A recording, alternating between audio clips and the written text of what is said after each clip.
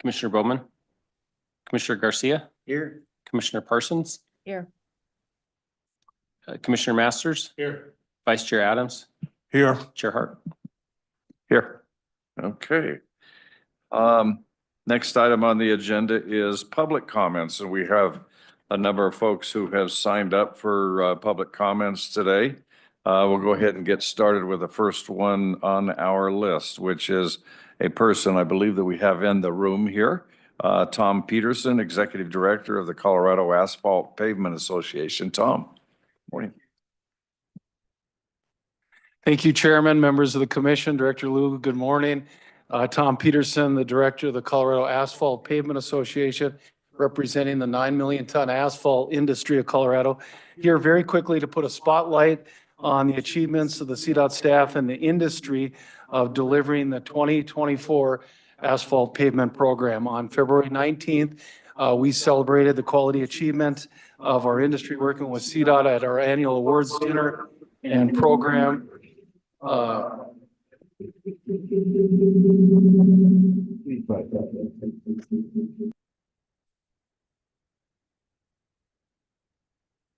Good, thank you. On February the 19th, our annual award dinner and program, we thank Chief Engineer Stefanik, the RTDs, John Cater from the Federal Highway Administration for joining us. And Chief Engineer Stefanik presented the Quality in Asphalt Production Awards from the facilities.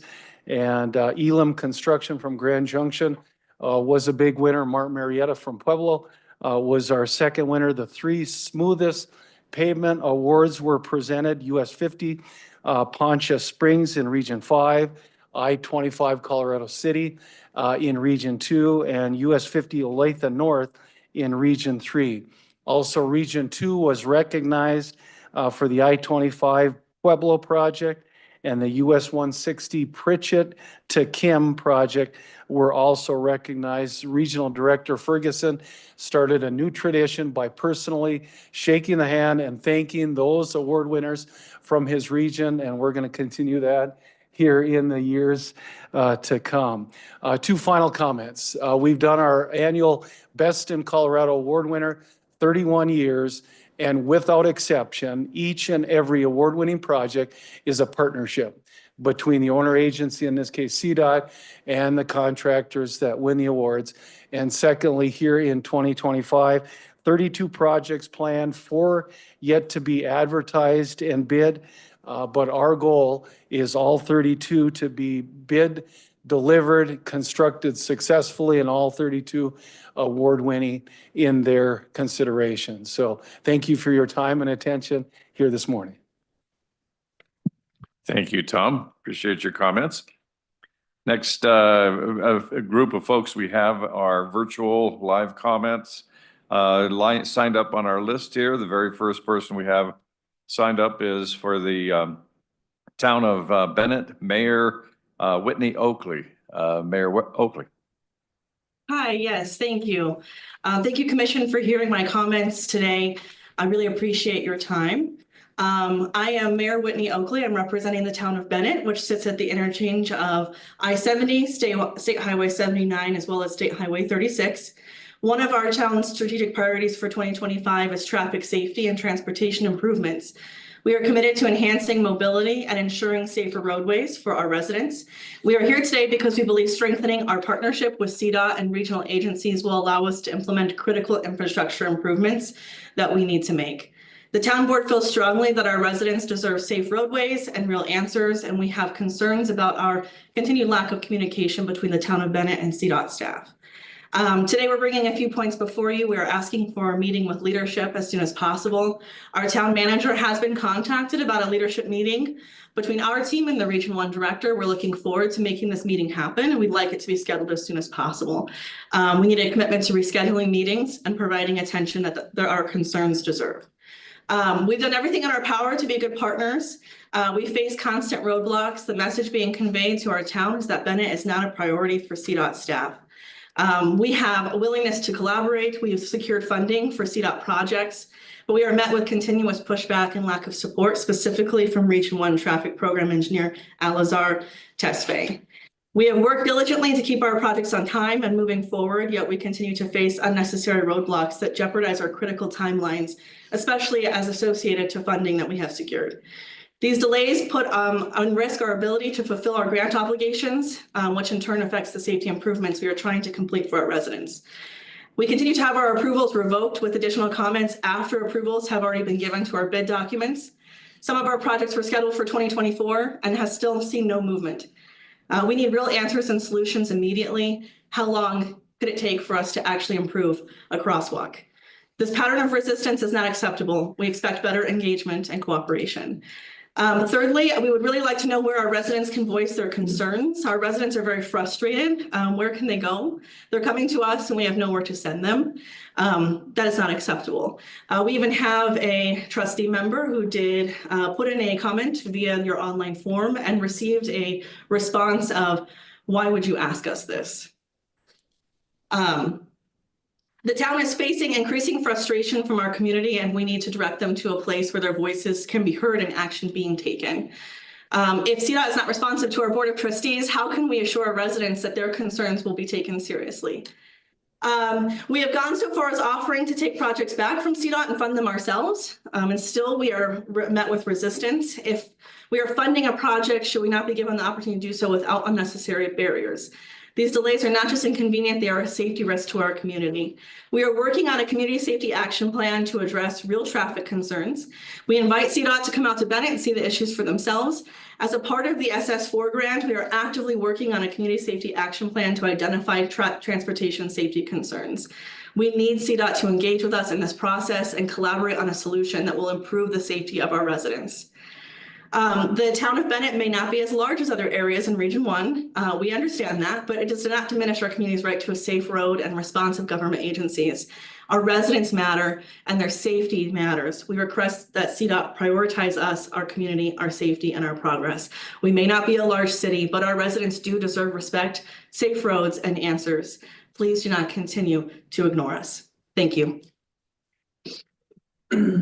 Thank you, Mayor Oakley. I don't know if we have any response there. We'd like to do that at another time. So thank you very much for bringing the issue to our attention. Next item, our next person on the agenda is Town of Bennett trustee Denise Smith, I'm sorry.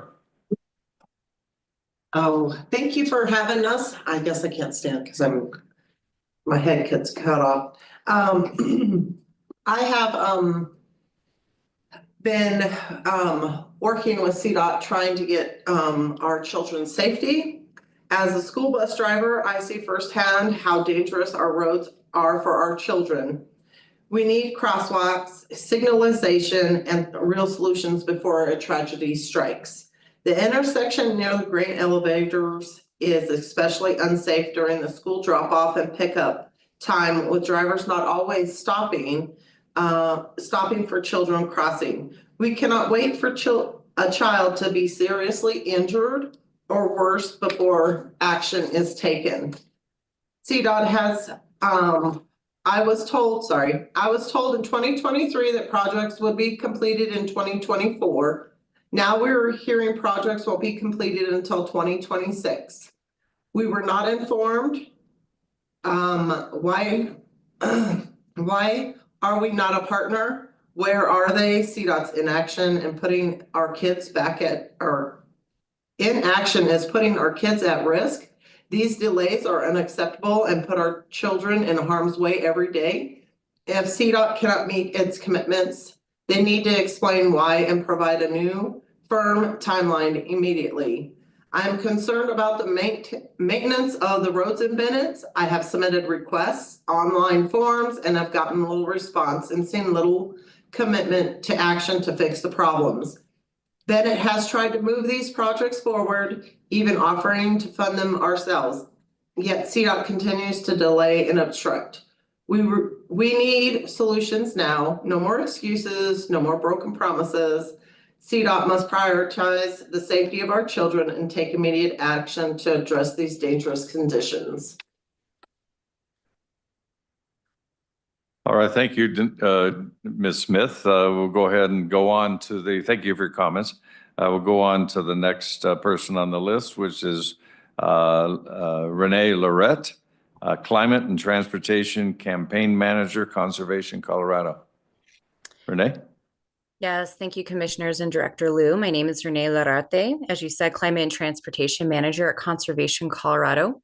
We are the state's largest environmental advocacy organization working to protect Colorado's land, air, water, and communities. First, I want to take a moment to thank you for your dedication to creating a safe, efficient, and sustainable transportation system in Colorado. Today, I am urging you to uphold CDOT's Policy Directive 14 goals, ensuring that our transportation investments reflect our commitment to safety, climate responsibility, and smart budget priorities. Our transportation budget should prioritize maintaining existing roads rather than investing in costly highway expansion projects. Expanding highways not only places a greater financial burden on future maintenance, but also leads to more driving and increased pollution, undermining Colorado's climate goals. CDOT's own I-25 T-Rex and I-70 widening projects show that added highway capacity fails to reduce congestion long-term and instead drives up vehicles' miles traveled and harmful emissions. Instead, I encourage CDOT to invest in more cost-effective demand-side solutions like improved transit, bike, and pedestrian infrastructure. Services like bus staying have shown remarkable success, surpassing ridership expectations and demonstrating strong demand for efficient intercity transit. Investments in these solutions are vital to reducing climate pollution, improving safety, and strengthening Colorado's economy. I also urge CDOT to increase transparency in its budget by clearly distinguishing between road maintenance and expansion projects. Bundling these expenses under vague labels like safety and mobility improvements just obscures the true impact on our state's transportation priorities. Finally, I encourage you to focus on projects that align with public preference. Survey after survey shows that for most Coloradans, we prefer improved public transit and better maintained roads over costly highway expansions. By investing in sustainable multimodal transportation, we can really create healthier environments and communities, reduce financial strain on our residents, and help us meet our state's climate targets. We won't get support from the federal government, as we know, so the state will need to step up. So please align CDOT spending with these priorities to ensure a more sustainable and effective transportation system for all Coloradans. Thank you very much for your leadership and your commitment to our state's climate future. Thank you very much. Thank you, Renee. Next person that signed up is Alana Miller, Colorado Policy Director for Climate and Energy Program, Natural Resource Defense Council. Alana. Thank you. Again, my name is Alana Miller, and I am the Colorado Policy Director with NRDC, Natural Resources Defense Council. We're an international environmental nonprofit. To echo Renee's comments, as you develop the 10-year plan, I believe it is critical to align transportation spending with the goals outlined in PD 14 to expand transportation choices, reduce traffic fatalities, and cut pollution. A recent national scorecard by NRDC ranked Colorado 6th in the country for aligning transportation policy with climate and equity goals. Thank you, Commissioners, for your leadership in helping secure Colorado's ranking as a top leader in this space. However, our report also highlighted where the state is falling behind. Compared to other states, we continue to allocate significantly more funding to highway expansion than to transit, biking, and walking. That imbalance contributes to high traffic fatalities and increasing transportation emissions. According to our analysis, Colorado ranks 30th in the country in transit spending, averaging just $3 per person annually between 2020 and 2022 for capital and operations spending on transit. That is far below the national average of $58 per person. At the same time, we spend an average of $123 million per year expanding highways, while bike and pedestrian infrastructure receives 80 times less funding than highways.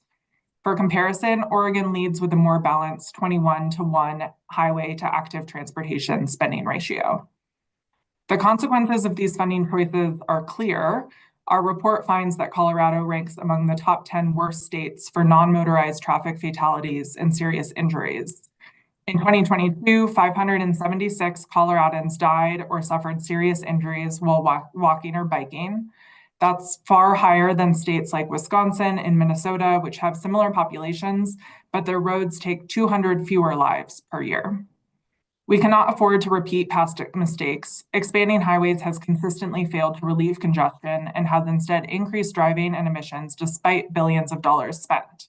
At the same time, Colorado's roads and bridges are in a state of disrepair, particularly in our rural areas. As you are aware, the state faces budget challenges exacerbated by uncertainty at the federal level. We must direct our resources to cost-effective investments that help meet the goals established by this body. The solution is clear: prioritize fixing our existing roads rather than expanding them, and invest in cost-effective demand-side strategies that provide real transportation choices. I urge CDOT to prioritize expanding options by fully funding transit, biking, and walking. I also encourage you to improve transparency by distinguishing between asset management and capacity projects in the budget to more accurately reflect where our dollars are going. As Colorado faces financial constraints, we must focus on maintaining what we have and providing efficient, affordable alternatives to driving. Now is the time to align CDOT's budget with its stated goals and invest in a transportation system that truly works for all Coloradans. Thank you. Thank you, Ilana. Next person who signed up is Matt Fromer from Southwest Energy Efficiency Project. Matt. All right. Good morning, CDOT Transportation Commission. My name is Matt Fromer, and I'm the Transportation and Land Use Policy Manager with the Southwest Energy Efficiency Project, or SWEEP. I'm here today to urge the Commission to uphold CDOT's current PD14 goals to expand transportation choices, reduce fatalities for all road users, prioritize fix-it-first over capacity projects, and cut transportation pollution. Our true priorities are reflected not just in these aspirational goals, but in our budget. So it's imperative that we align our spending with these values. Amidst a statewide budget shortfall, we must invest in cost-effective strategies that move people more efficiently rather than moving single occupancy vehicles more quickly. And with federal climate policies and multimodal funding under threat, Colorado must take decisive action now to meet its climate and transportation goals. I support the fix-it-first approach, but caution against widening roads to accomplish this. Road expansion undermines the very principle of state of good repair by increasing future maintenance burdens. Each new lane mile costs up to $50,000 per year in maintenance. We should also avoid conflating fix-it-first projects with road capacity investments, spending areas that are often bundled in CDOT's 10-year plan and dashboards. Highway widening is also inconsistent with our greenhouse gas and VMT reduction goals. Data consistently show that adding highway lanes induces more driving, failing to alleviate congestion while increasing emissions. And with costs ranging from $500 million to $1.3 billion each, these highway projects come with a significant opportunity cost. Consider the progress we could make in road maintenance, safety, and transportation mode choice with that amount of money. Lastly, car dependence imposes significant financial burdens on both the state and Colorado's residents. Investments in transit, biking, and walking improve job access, reduce household transportation costs, and generate economic growth. According to the American Public Transportation Association, every $1 invested in transit generates $5 in economic activity. And reducing household driving by just 10% can save Coloradans over $25 billion over the next 10 years. Voters agree with your PD14 priorities, and according to a 2023 survey, 82% of voters don't believe that highway expansions are the best solution for reducing traffic. The top two solutions were: one, repairing existing roads so they work better for me, and two, providing more public transportation options like trains, buses, bike lanes, and sidewalks. For these reasons, CDOT must reaffirm its PD14 goals, prioritize fix-it-first, safety, travel options, and climate in the next 10-year plan. Thank you for your leadership at CDOT and your time this morning. Thank you, Matt. Appreciate your comments. And also just for the record and for the assistance of our fellow commissioners, we do have your written statement that you have submitted to us that has been signed by you and several other folks on that written public comment that's been submitted to us. We have received that. So Thank you. I believe that's everyone we have signed up this morning for public comments. And so we'll go ahead and move back into the regular portion of our agenda, which is comments of the chair and commissioners. And why don't we start down on my right down here with Commissioner Bowman. Commissioner Bowman. Thank you, Commissioner Hart. First and foremost, I have some wonderful comments today. I've had a busy month. First and foremost, I want to thank Julie Constant and her staff for effectively clearing Wolf Creek Pass after a major blizzard in the last 2 weeks, which allowed all of us who were detained on the east side to drive safely over the pass. A shout out to the wonderful snowplow drivers who work so hard to make our roads safe. Yesterday, I was able to ride the RTD train from DIA to Union Station. If you haven't done it yet, it is highly recommended, so easy, and it only costs $10. Thank you to CDOT staff for a great workshop yesterday. I love the update on the joint service starter front range passenger rail. Well done. Thanks to Dana Brosick and her team in Grand Junction for their very informative Grand Valley MPO greenhouse gas transportation report. We all learned a great deal. The thought and work your team put into this report was impressive. And congratulations also on your up and coming Grand Valley Transit maintenance facility, which I was able to tour in the last 2 weeks.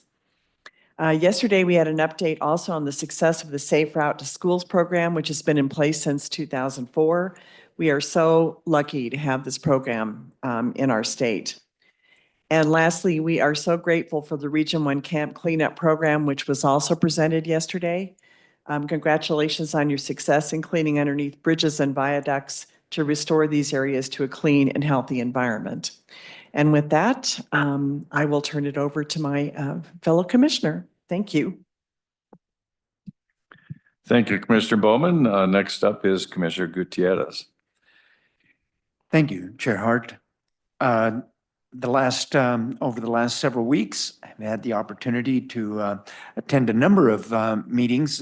Started with the Upper Front Range TPR, then attended the North Front Range MPO, and then the I-25 Coalition. And the key to all of these meetings is the amount of planning and study that is taking place to develop all of their 10-year plans and looking forward. And I think that the key here is that everyone in each one of these organizations has an understanding of what we are facing budgetarily and is going to make their jobs equally as difficult as the job that we're faced with when we're looking at prioritizing things. And then because my area includes Morgan County, and I happen to live in Larimer County and spend a lot of time in Weld County, I needed to familiarize myself with Morgan County because it had been a number of years, having lived out in northeastern Colorado for a decade. I just needed to get back out there, and so I took a mini field trip with my wife and a couple of friends to go out and check out some of the roads and some of the issues that Morgan County is facing. So I look forward to engaging more with the Morgan County commissioners and some of the folks out there. But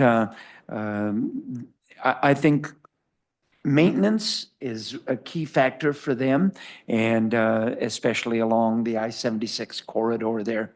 That road was brand new, actually, when I first moved out to northeastern Colorado as a brand new teacher, and now it needs some attention. So just some highlights of my last month here. So thank you.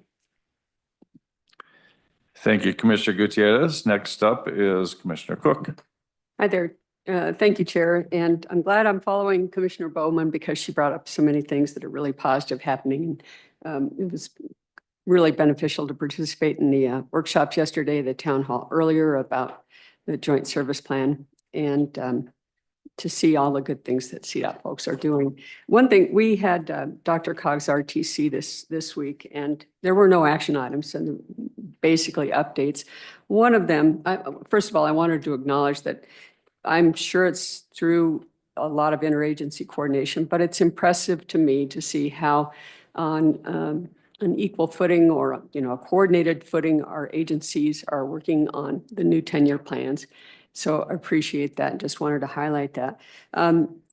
Jacob Rieger did a recap of the agency's DRCOG's work on the mitigation action plan framework.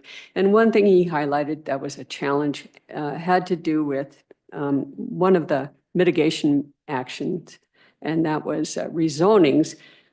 They were citing some difficulties in updating that because they've got 57 entities who do zoning, and there's no easy way to get the common information from them. So, and then they were also pointing out that rezonings don't equate to development action necessarily. So anyway, they may be coming forward with some suggestions for changes in that area.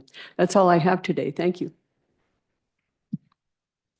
Thank you, Commissioner Cook. Next up is Commissioner Stewart. Well, thanks so much, everyone. Thanks for the comments today. I want to thank the mayor and trustee of Bennett for coming in front of us. Your city manager, Trish Stiles, has reached out to us and had a couple of meetings. I've had a couple of meetings with her, and I know that there is a meeting scheduled between our deputy of Region 1 and the deputy director of Region 1 and the director of Region 1 upcoming. So I know that that's been scheduled, and we thank you for your comments, and we will work collaboratively with you on your issues. And secondly, I want to talk about our updating our statewide plan, which really leads into updating our 10-year plan. And in May, we'll be holding town halls where we hope, there'll be virtual town halls, where we hope the public will weigh in with their needs and concerns and suggestions for our future investments in the statewide plan. We do hear from many others. We hear from SWEEP every single month about their concerns. And this is going to be an opportunity to have anyone in the public come and give us their concerns and suggestions. And we'll have more information for you on that next month. So I really appreciate that. We're looking forward to getting a good, robust conversation going about where we can place our investments for the future. That's all I have. Thank you. Thank you, Commissioner Stewart. Why don't we go down to the other end, Commissioner Garcia. Good morning, everyone. Thank you. The public comments that we received are much appreciated. I also want to echo Commissioner Bowman's comments on our workshop yesterday. A lot of great information, and also acknowledgement of all our snowplow drivers that are working statewide to keep our roads safe. I really appreciate all that hard work. I was on international travel for much of the month, so I don't have a whole lot to report at this time. Thank you. Thank you, Commissioner Garcia. Next up is Commissioner Masters. Good morning. Happy spring. I attended the Eastern TPR meeting and also the STAC meeting this last month. And I'm continued to be amazed by the collaboration that those guys put together, and with the help of CDOT to put their 10-year plans in place. As they continue to navigate the shortfall in certain finances, the equipment share and the sharing of plowing county roads together, what I thought was very, very good. I just want to remind everybody that with the start of spring and the pothole repair, that it seems to be everybody's bone of contention. It's a law, you have to move over, and please allow these guys that are trying to fix your roads the safety and the courtesy that you would allow anybody. Slow down, pay attention. They're on the road. We don't have a piece of equipment that does it. These are employees that are out there, they're working hard, and they're standing in the middle of the road, and please be aware. And to just to coin Denver's new billboard, I'm going to say, for the love of safety, just slow down, please, and pay attention. Thank you. Thank you, Commissioner Masters. And online, we have Commissioner Parsons. Good morning. Thank you, Chair. Yeah, this month I don't have a ton to report. I attended the PPACG MBO meeting and then a regional stakeholder breakfast just to catch up with some of our locals. And I think a lot of the questions that I'm hearing tend to pertain to things that questions we can't answer right now, some at the federal level and the Joint Budget Committee. So I did want to just take a moment and say thank you again to our CDOT leadership for their continued advocacy for increased budgets, or our portion of the budget at the Joint Budget Committee, and their persistence there. And then also just wanted to call out another concern that we're hearing from a lot of municipalities and locals, and I know everybody has this challenge around the state, is just some maintenance issues and, you know, trash and weeds and different things along different corridors. And with that in mind, I really appreciated also, even though it wasn't about trash necessarily, but the presentation in the workshop yesterday from Region 1 on their cleanup program. And I just found that really interesting and compelling, and something that we just want to look into more about how we can partner with our local municipalities, because I know I'm hearing from several of them about how do we work together. So I just really appreciated that presentation from Region 1. And that's all I have for today. Thank you. Thank you, Commissioner Parsons. Next up is Vice Chair Adams. Good morning, everyone. I'd like to just start my comments by, I guess, echoing the comments of my other fellow commissioners, thanking the public for coming forward and speaking to us this morning. I know for those from Bennett, you may feel sometimes that you're a smaller community, but no community is so small that we wouldn't want to hear their comments and try and respond to them in some way. So I echo Commissioner Stewart's point about wanting to meet with and work with you in terms of trying to solve some of those issues that you're concerned about. I'd also like to, as I always like to do, is to thank the CDOT staff, and they put themselves sometimes in harm's way, as I think was mentioned in so many different ways. And so the effort to be careful on our roads and try and be observant for their trying to do their job, I think is always a good caution for everyone. And along that lines, I'd like to just say to everyone, just as a reminder, that we should all try and slow down and stay safe. There's always enough time.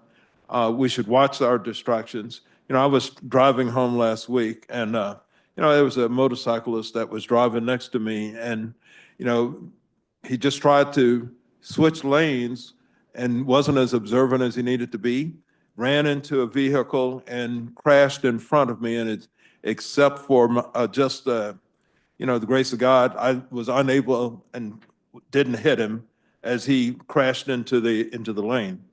So we just all need to just watch our distractions, slow down, stay safe, and remember, we're all on the road together, and we want to take care of each other.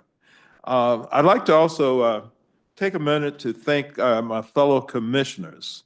I'd like to thank them for the time that they're putting in for the benefit and the safety of all Coloradans. And the last thing I'd like to do is I'd like to welcome Sean Smith, our new Director of Maintenance and Operations, who joined us this morning for breakfast. So thank you very much, Sean. We're all looking forward to working with you.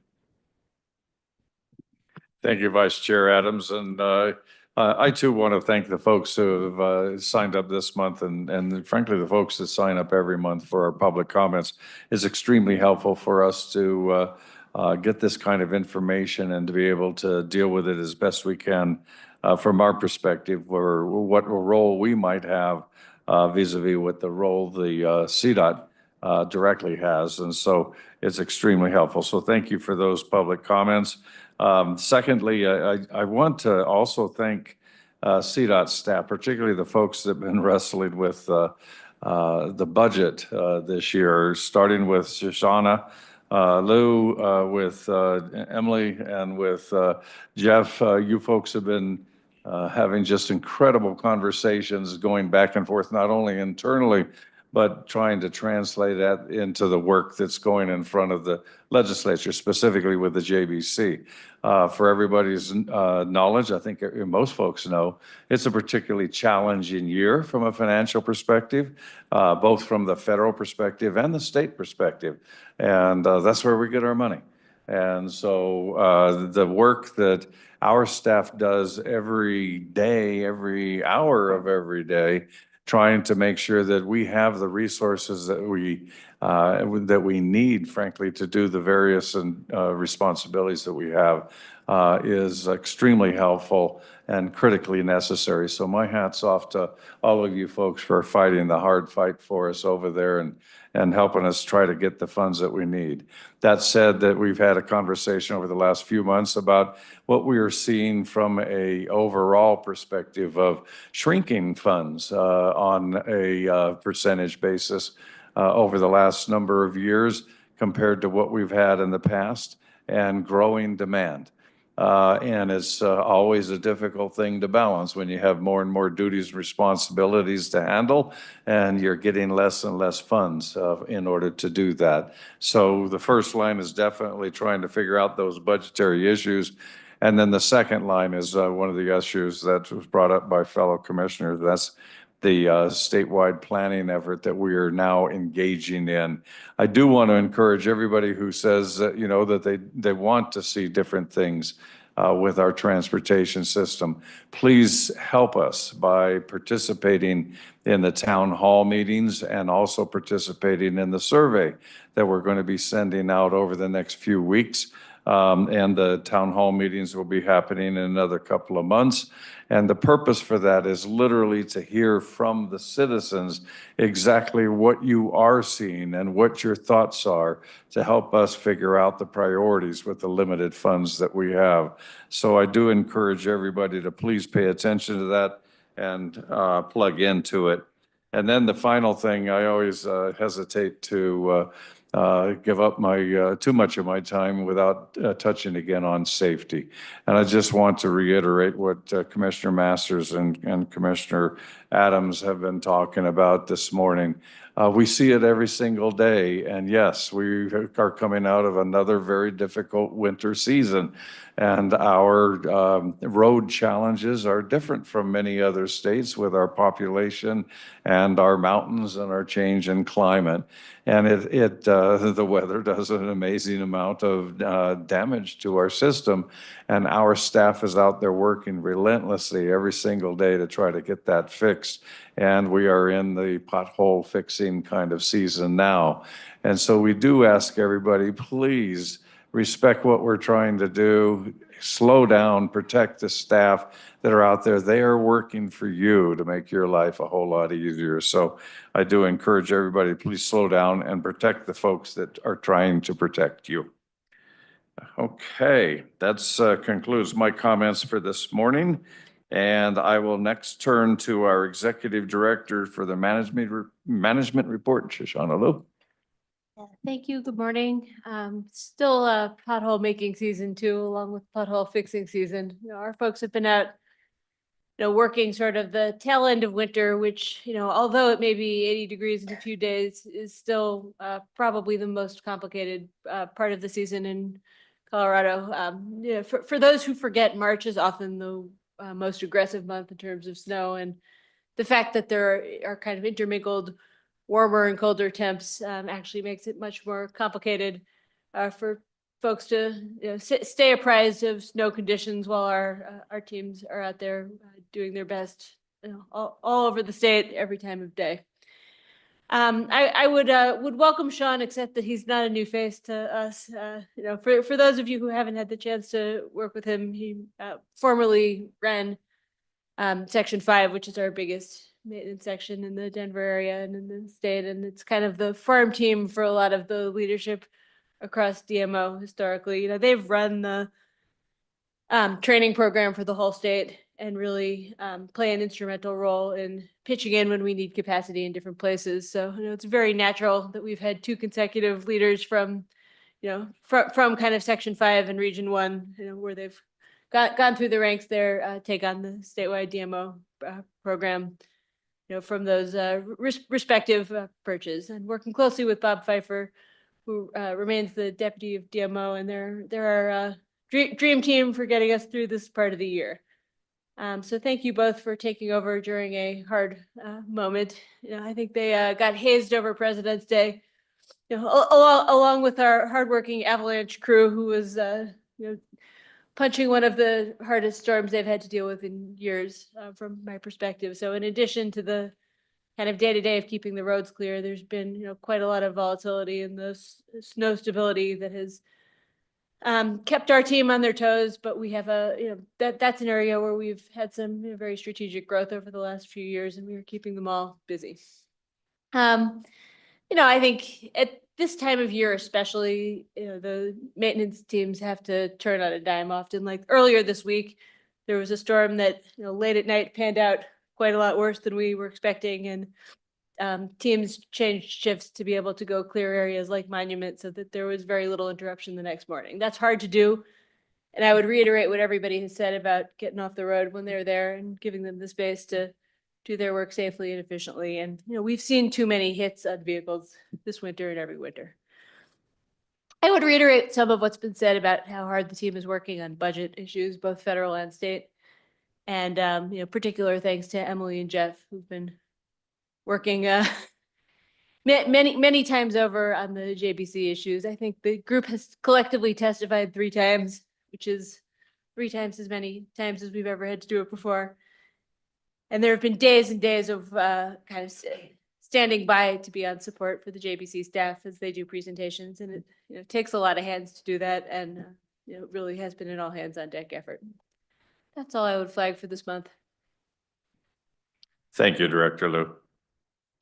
All right, that takes us to the next item, which is our Chief Engineer's report. Keith Stefanik. Keith.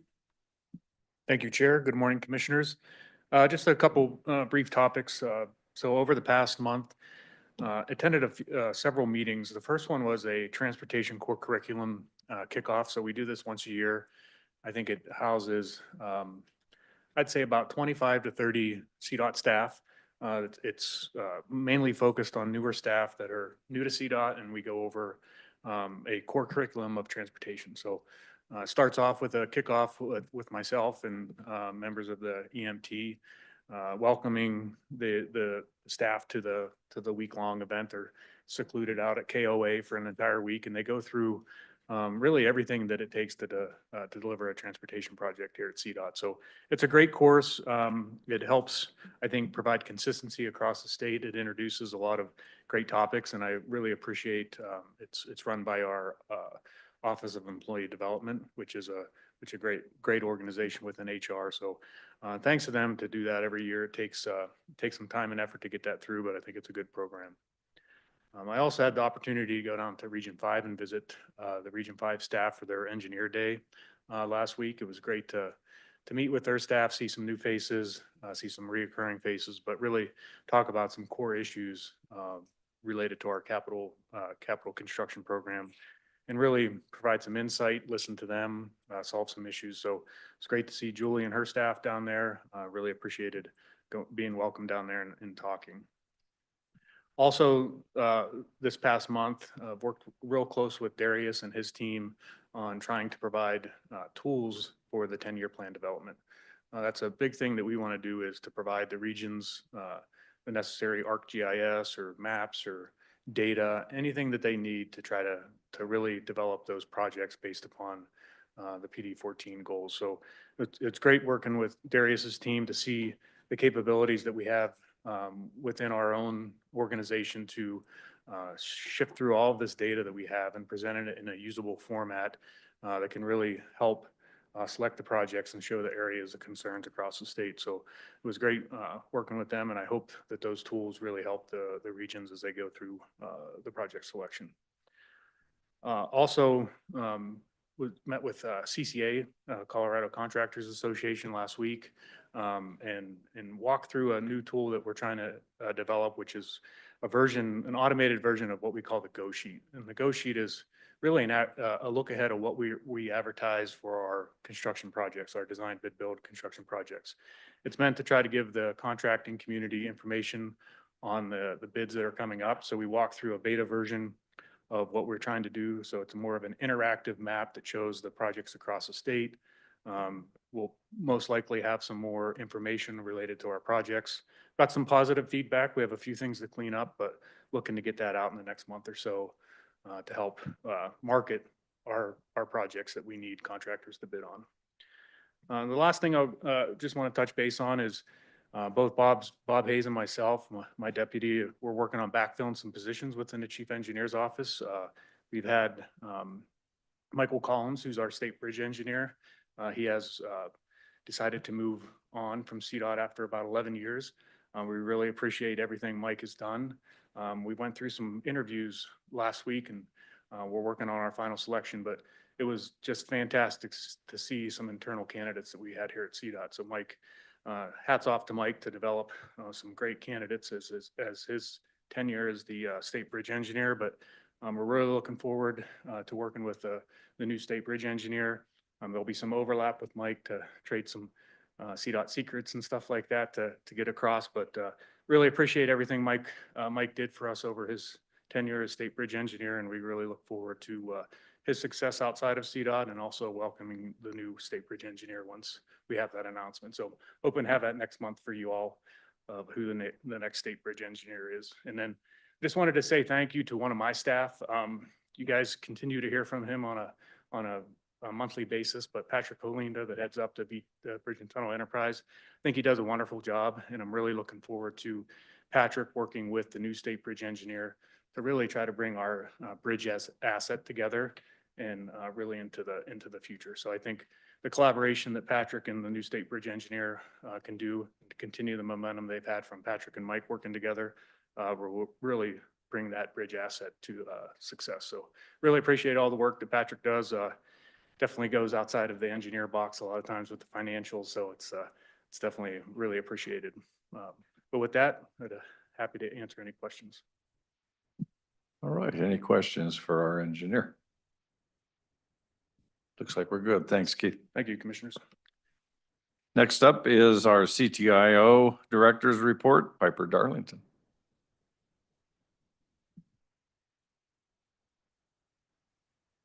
Good morning, commissioners. A couple updates for me. Obviously, most of our work has really focused around the joint workshop you received yesterday and kind of implementing our new mandates under Senate Bill 184 and advancing our partnership with Front Range Passenger Rail and RTD. So I, expect continued joint workshops to come as we take on those next steps that both Brandon and Diane highlighted. So that's where most of our efforts have been this month, but I wanted to update you on another effort related to Senate Bill 184. I believe I let the commission know that at the beginning of ski season, CTIO entered into a partnership with Winter Park to help expand the Winter Park ski train for the season. So this was really a great quick win, someplace where we could invest those new congestion impact fees to get people excited about expanded train service. That will be wrapping up here in the next few weeks, but some initial stats. So far through the 13th, we've seen 150% increase in bookings over the 2024 season. We were able to reduce fares again by almost 50%. So by all indications, this has been a real success so far. So I anticipate bringing kind of a final report out both to the CTIO board and to the Transportation Commission and maybe talk about some next steps. Hopefully we're able to expand that partnership on a more permanent basis. So wanted to let you know what we were seeing related to the Winter Park ski train expansion. And then yesterday we did hold a board meeting offsite from the joint workshop, and there was a couple of actions taken mostly related to our annual budget. So our board approved an upcoming FY 2025-26 budget, as well as our annual FY 2025-26 fee for service interagency agreement, which will be coming up to the commission for questions and action later in the formal meeting. So happy to answer any additional questions commissioners might have. Thank you, Piper. Any questions from the panel? I think we're good, Piper. Thank you. Thank you, Chair. All right, next item on the agenda is our legislative update. Emily Hadaway.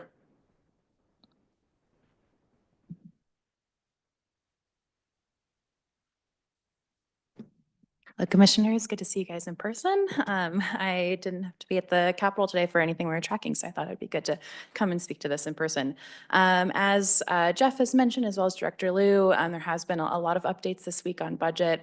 There is a slight feeling of relief just in the respect to the fact that we have a little bit of clarity and some information about how we can move forward, because we have been in such a holding pattern for such a long time, and things have been so touch and go for so long. But with that said, I will say the JBC members made it very clear, and of course, we're in the same spot, that none of these cuts are taken lightly, and it's all, everyone's walking around the Capitol with a very somber face right now because of the decisions that are having to be made this week. And so, I think there's still a lot of work to be done on the long bill and the next steps. This, of course, has to pass both chambers now, but at least now we have a little bit more clarity about where we're headed and how we can move from here.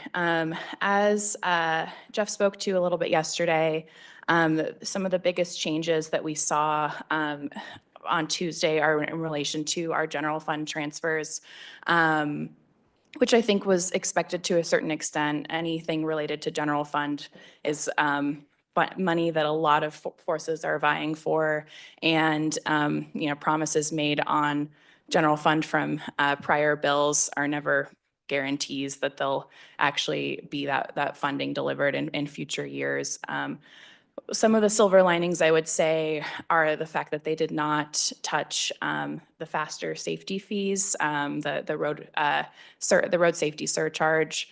We were a little bit concerned for a moment that there may be kind of a smorgasbord where everything was on the table. And I think the fact that they, at least for now, have not touched those fees is good, because they're not really setting that precedent that fees and taxes that are dedicated specifically for transportation purposes are on the table for adjustments. So I think that's a good thing as well. And then happy to send full summaries. I know we're working on a one-pager of exactly what happened on Tuesday, as well as we should see a formalized bill draft. There's a few changes that were decided on that will be included in the long bill itself, but then there will be an accompanying satellite bill that will be run by JBC members, which is very common. They run a lot of bills that to make changes to statute for things that can't be included in the long bill. So that will be introduced in the coming days, I believe, and will make adjustments to our general fund transfer to the state highway fund, as well as the revitalizing Main Streets transfer. And then it looks like the multimodal funding ongoing transfer will be in place, but as I know was mentioned yesterday, that they did make some decisions around sweeping a portion of that funding. That's something that's come up a few times in the past, because there is a larger cash balance in that cash fund than in other CDOT funds. And so it's something that the JBC has mentioned a few times in prior hearings. And so we didn't have any specific proposals that we submitted to the legislature on MMOF, but it is something that they've been looking at for a little bit. Happy to answer any additional questions on budget. We did also have some lines of questioning from Rep. Taggart around the clean transit, or CTIO and the STEP penalty program. So we've been interfacing with him to get answer some questions about that funding, how it can be used. It didn't come up this week, but it is something that we've been talking to him about, because he's had a few different questions in that space. In addition to budget, the crash prevention enterprise legislation was introduced last night. That is HB 1303. That would create a new enterprise under CDOT that would dedicate funding to vulnerable road user safety projects, as well as wildlife crossings. So that has been introduced. The transmission lines bill is up in committee next week, so that's something that we've been tracking closely. The mode choice bill is awaiting appropriations. That's SB 030, but we are hearing that most folks are very comfortable with the changes that were made in committee. That bill changed a lot in its last hearing and is now very focused on bridging the gaps and finding where those gaps are in multimodal planning and creating an inventory of all planned projects. Yesterday we testified on the motorcycle operator safety training sunset. That's no longer a program under the Highway Safety Office. It's under Colorado State Patrol, but we spoke to the importance of that training with the increase in motorcycle fatalities that we observed this year. And then we also have had all 5 members of the Aeronautics Board go through their first confirmation hearing. There's a few folks that still need to have that final confirmation from the full committee. But those appointments are finished, and then our confirmation hearings are finished. And then we have 3 members of the Clean Transit Enterprise that will have their confirmation hearings with Senate Transportation and Energy on April 2nd. So that is some of what I'm tracking. I'm happy to answer any questions. Thank you, Emily. Questions? Commissioner Bowman? Not a question, just a comment. Thank you, Emily, to you and leadership for all of your work. We know how challenging it is this year, so Yeah, thank it's been you. a tricky year. Thank you. Appreciate it. Okay. Thank you, Emily, for your report. Always very enlightening. I have a question on the on that transmission line bill. And from our discussion a month ago, it seemed to me that that's kind of I don't know what word to look for here, but not a bill that is going to have a great deal of impact within our state, because we don't have the ability to put those transmission lines, with the exception of some very, very limited areas. That was my understanding. Is there any discussion about that bill not really moving forward? It doesn't seem to me like it's a necessary bill within the state, because we also have a way for us to make exceptions. Yeah, so I can speak to that. I would say we've definitely had some conversations with the coalitions around, what are reasonable expectations about how many corridors might actually be viable candidates for these kinds of projects. Because our clearest point that we've made is that we would not support any sort of project that would have any impacts on operations and safety, and would need to want to maintain that ability to deny a project if it would have those impacts. And so I think there are definitely some folks at CDOT that would agree that there maybe aren't a broad amount of corridors that would be eligible, but our conversations with the coalition around that bill have been very specific to if this is something that's moving forward, not recreating the wheel and directing everything through our existing processes, rather than putting an additional amount of staff workload into something that we're not totally sure what it will look like in the future. But yeah, we've had some conversations around that. Okay, Commissioner Cook? I had a chance to listen in, like other commissioners, Commissioner Stewart, for example, to some of the JBC meetings. And it really does give you a sense for, the gravity of the situation they're facing. They're talking hospital bills and things like that. So given that, I was really pleased to hear that, they worked with you. And I'm grateful for your work, for Director Lewis, for Jeff's, for everybody involved, because it wasn't an outcome based on listening that I thought we could be, confident of. So thank you very much. All right, anything else? I think we're good, Emily. Thank you so Take much. care. Appreciate it. All right, next item is the stack report. Gary Beatty. Well, Commission, still have a lingering cold, so I'll try to get my voice to hold together through this. Our last stack meeting, we did recommend budget approval from stack to the commission. We are glad to hear about the changes that faster safety looks like it's off the table as far as reducing fees for long-term funding. And we agree with all the comments of the tough budget year and trying to minimize the impacts to CDOT's projects. Also at our meeting, we had a greenhouse gas modeling overview where they went over the modeling and how data is flowing through. It was a very informative presentation to the stack on that. With our 10-year plan, moving forward. Did get a survey review, as you guys had mentioned at the workshops tomorrow. I did review the survey. One of the things that struck me as going through it, it does highlight the PD 14, but the way it's structured, there's no way for the public to say maybe they don't agree with some of their priorities, or that they should be a statewide priority for different items as you move through.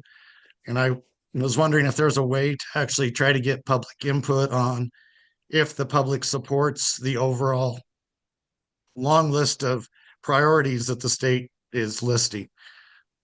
As I work through the survey, I see the list continuing to grow with more and more that the state's looking to try to prioritize. And as we all know, system quality and preservation should be a top priority, and most of the public agrees it should be top priority. Yet we're all constantly adding things. Even at our TPR, I've had county commissioners, well, we need the state to come help with this county road. We need the state to come do this. A lot of it comes back to the underlying funding shortfall that all cities, counties, and the states facing, because we're not addressing the overall funding sources for transportation as a whole.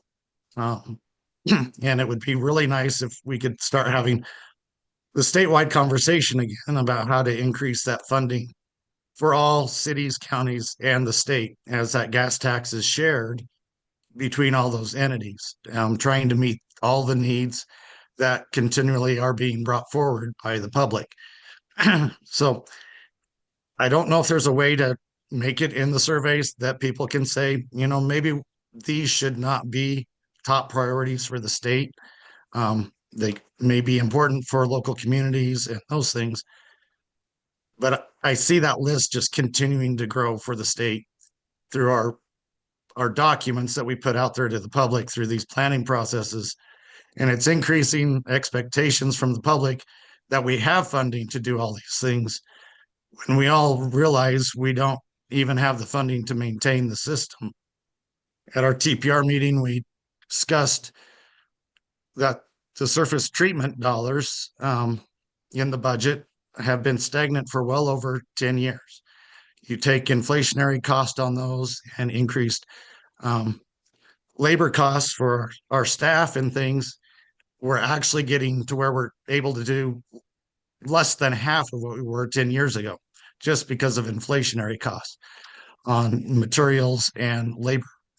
So somehow we need to bring that forward to get conversation started on a statewide basis, how to address this as a comprehensive transportation issue. And then I'd like to just comment a little bit on some of the public comments on the Bennett issue.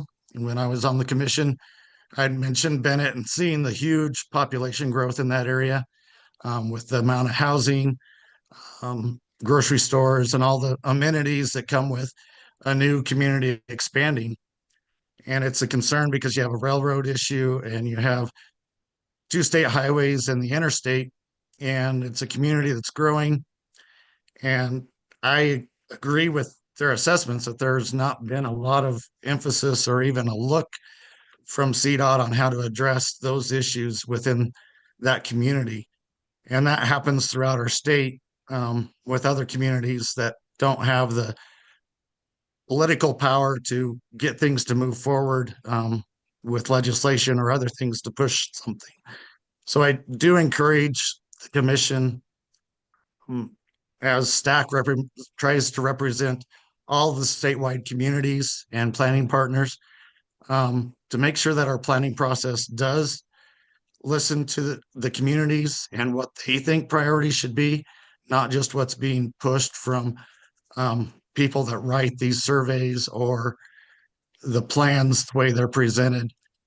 Making sure that all the communities have that ability to truly give that input and try to have their needs addressed as communities grow or shift.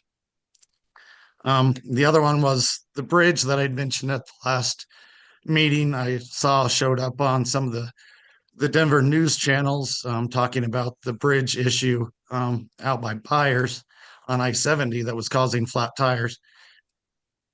And again, that goes back to, I constantly get questions and comments from county commissioners and people around the state of, well, why doesn't the state do more preventative maintenance? Why aren't they out there chip sealing? Why aren't they sealing these roads?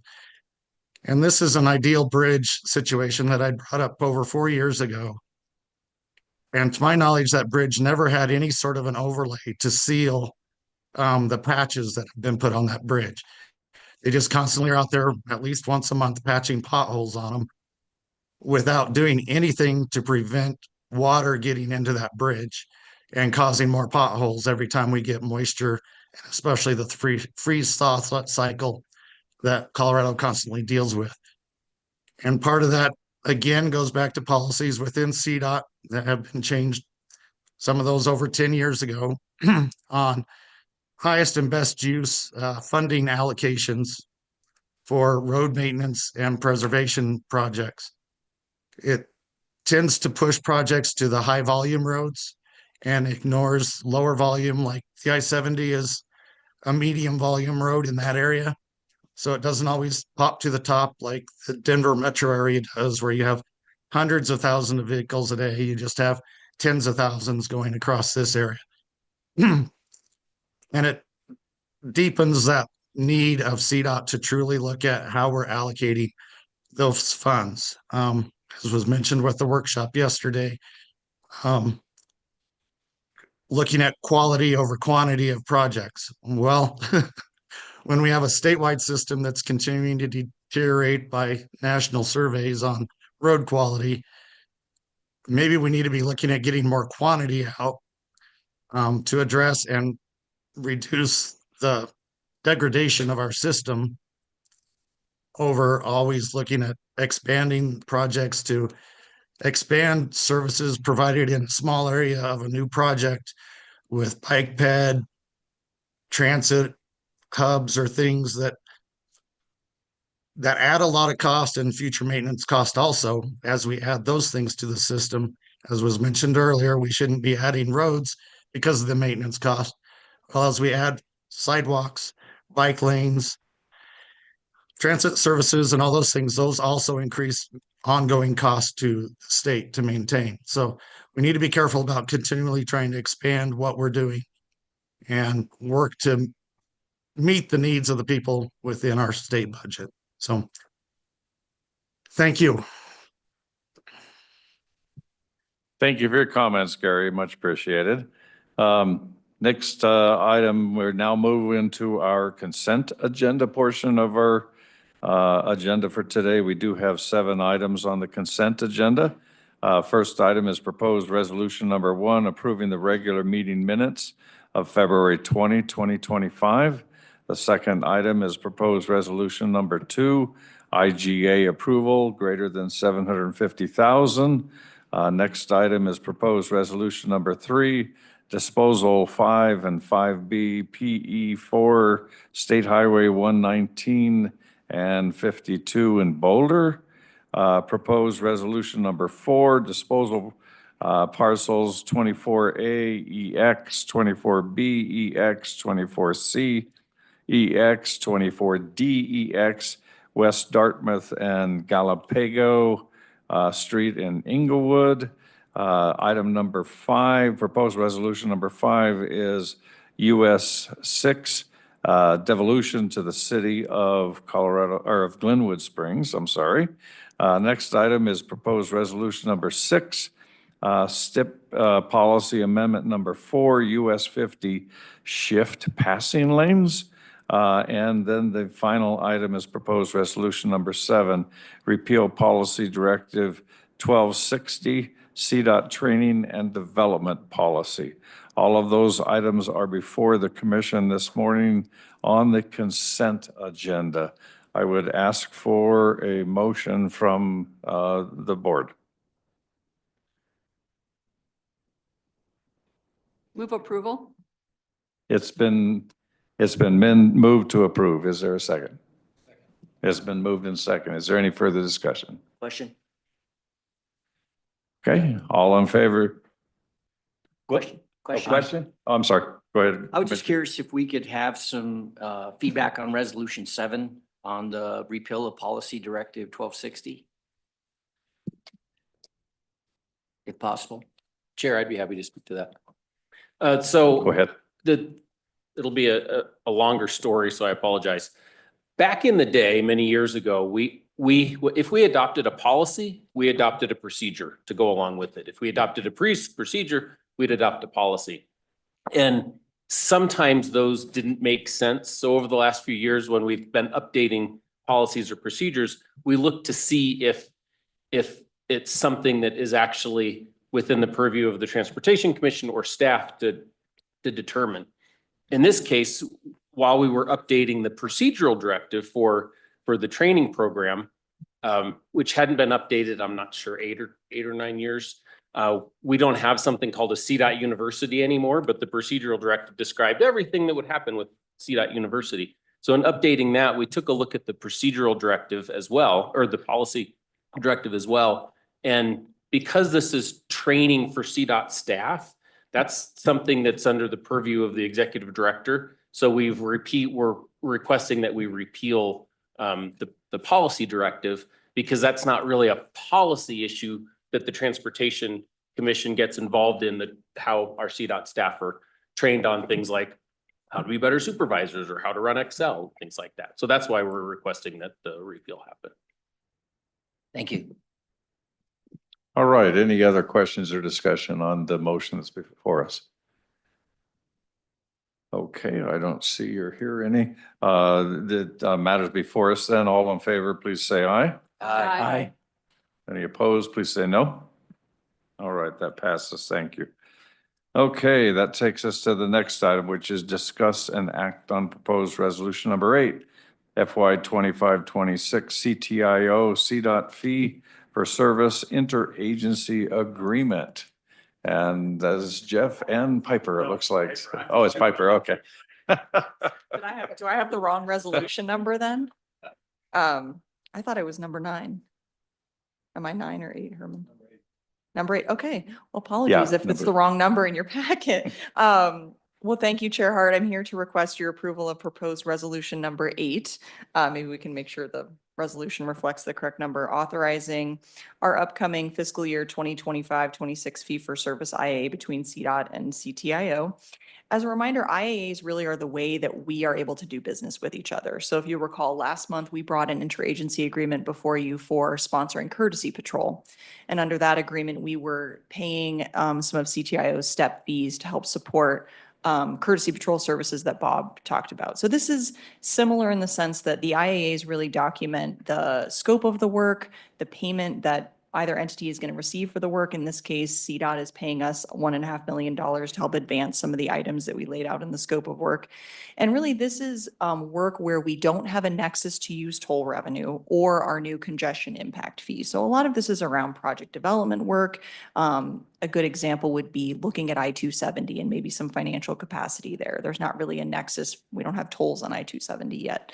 Helping to oversee some of our P3 projects like US 36, where we're not collecting tolls to help support that project. So this really is tied to sort of our upcoming annual budget. Jeff has this proposed amount sort of baked into his budget. So if you all approve this IAA, it will be also included in sort of the CDOT side of the budget, contemplating this allocation under this IAA. So happy to answer any questions. We've entered into a fee for service IAA, I think the last 6 or 7 years. So this is a fairly routine item that we've used to really help support a lot of the project development work that CTIO is helping on with in the background. So happy to answer any questions. Otherwise, I'd ask for your approval of proposed resolution number 8.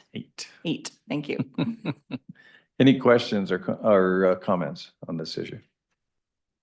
Sounds good. I believe the matter is before us for consideration. Then I would entertain a motion. I move to approve. Been moved to approved. Is there a second? Second. It's been moved and seconded. Is there any further discussion? Hearing none, all in favor say aye. Aye. Any opposed, say no. Passes. Thank you, Piper. Thank you, Chair. Okay, that takes us to the next item. Discuss and act on proposed resolution number 9, 6 budget amendment, or excuse me, 6 budget supplement of FY 25. And this one's Jeff. All right, thank you. The March budget supplement includes 4 requests. I'll briefly summarize each of these. The first is a request from Region 1 to advance a project planned in the fiscal year 27 plus or out years period of the 10-year plan. This is the region-wide signal and ramp meter upgrades project. As outlined in a memo from the region, funds are needed for this project sooner than anticipated due to an accelerated timeline related to some technology deadlines from the Office of Information Technology. The region is able to cover about 1.9 million of the $8.3 million cost from savings in the current fiscal year to 22 to 26 10-year plan period, but they need the balance, about 6.3 million, advanced from that out year period. To sort of make that balance, they will defer 6.3 million from another project, the I-70 West Metro Bridge project. So they'll take 6.3 million in the current period for that project and push it out to the out years. The second is a request from Region 4 to allocate an additional 9.1 million in 10-year plan strategic project funds to the I-70 Corridor Improvement and Preservation Project. The additional funds will allow the scope of that project to expand to include the eastbound direction. It was originally only scoped as the westbound. They want to be able to do both directions at the same time. There's a second request from Region 4 that would reallocate 8.1 million? I think that's right. In the fiscal year 27 period to the US 287 passing lanes project. This is a little bit confusing, but there was a previous action the commission took to bring some dollars forward from that project. The region now has been able to find savings from another place. They no longer need those dollars that they pushed forward. So they're basically pushing them back so that those dollars stay with the US 287 project. So it kind of reverses a prior approval that you'd taken. And then let's see, the fourth request is a request from Region 3 to increase the construction phase budget on the US 6 Clifton project by approximately 5.98 million. This is in order to fund a change modification order that is needed to fund additional costs associated with differing site conditions found during construction. That's mainly unstable soils that require some utility and drain redesign, removal of some materials and replacement of those materials. Funds are available for that request from savings from other 10-year plan projects.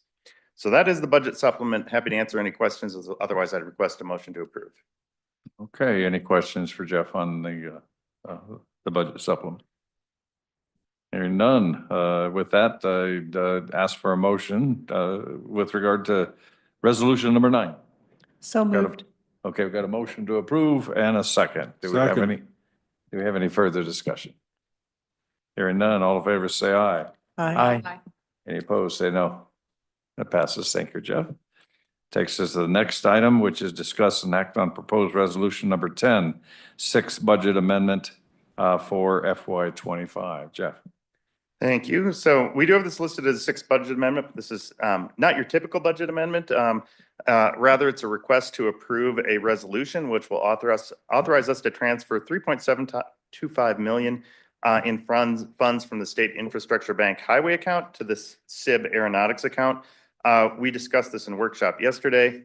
The Grand Junction Regional Airport applied for a loan that's eligible under both of those programs, but neither account has sufficient balance to fund all of the loan elements. So this transfer will allow us to execute this as a single loan out of the aeronautics account instead of having to do 2 separate loans. And then payments that are coming back to the aeronautics SIB will be used to repay the highway SIB. And I think we're expecting that'll only take till next January to essentially completely repay that balance to the highway SIB.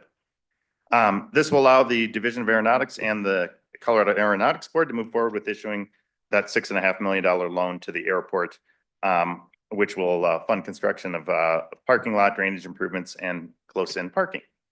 Happy to answer any questions. Otherwise, I'd request a motion to approve. All right, thank you, Jeff. Any questions for Jeff on proposed resolution number 10? Okay, hearing none, I'd entertain a motion. So moved. Got a motion. Is there a second? Got a second.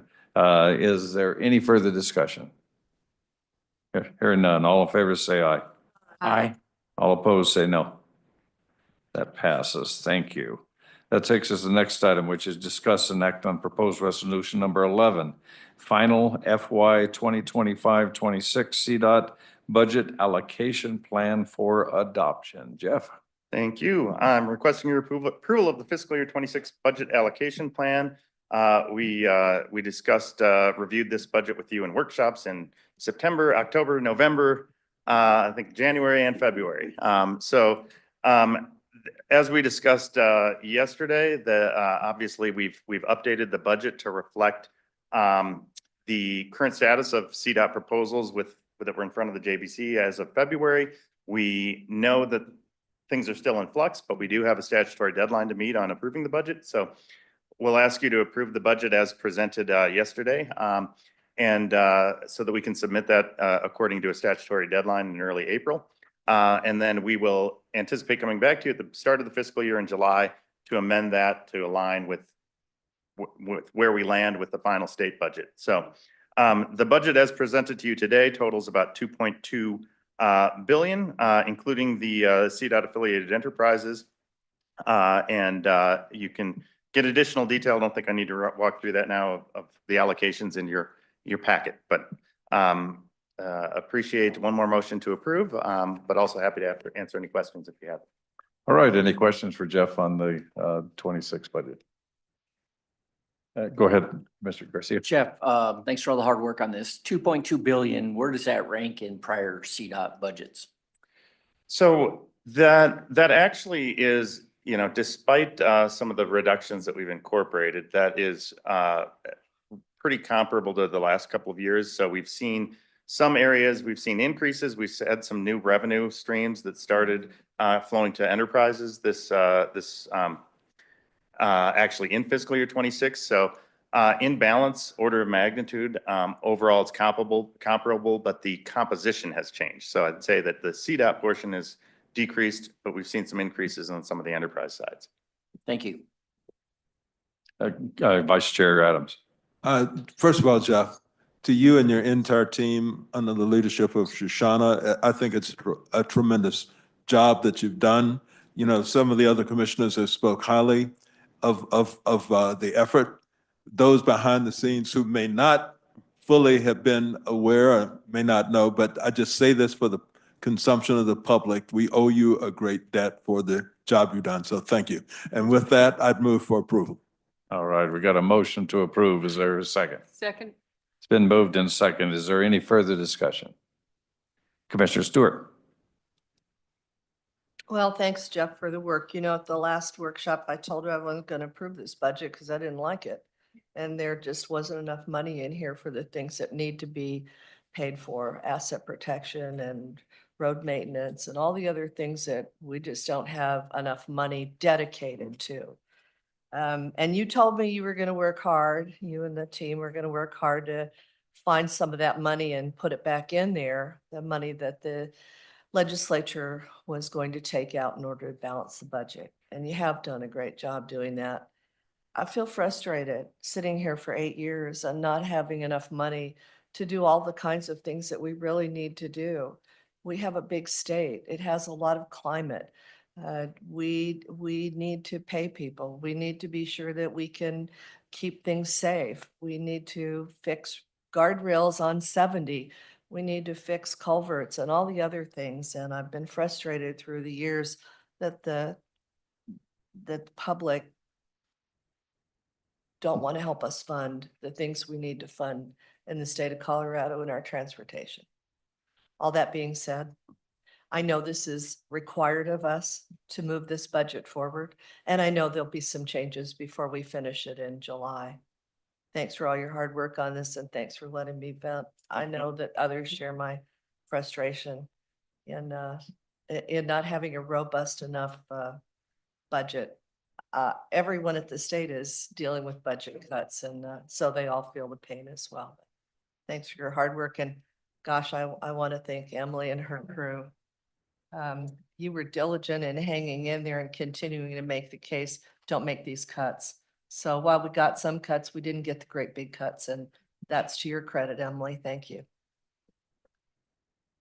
Thank you, Commissioner Stewart. Any other comments or questions? Okay, We've got a motion and a second so the item is on the table for consideration. I'll go ahead and ask for a vote. All in favor, say aye. Aye. All opposed, say no. That passes. Thank you, Jeff. And we'll see you in July. Okay, that takes us to the next item, which is recognition of CDOT staff for assisting law enforcement during a high-speed pursuit on I-70. Sean, I think that you're going to walk us through this.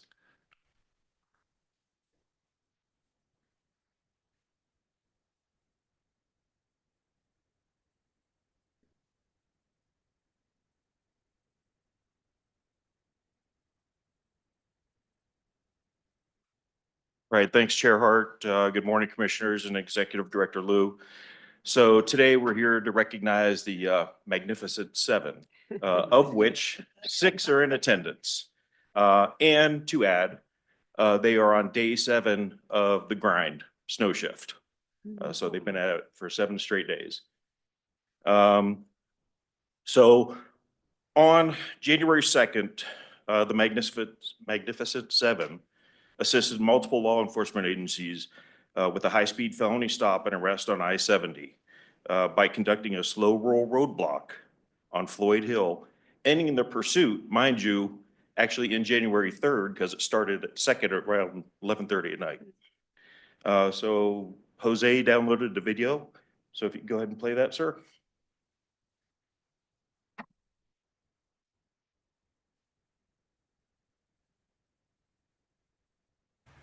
As plow drivers gear up.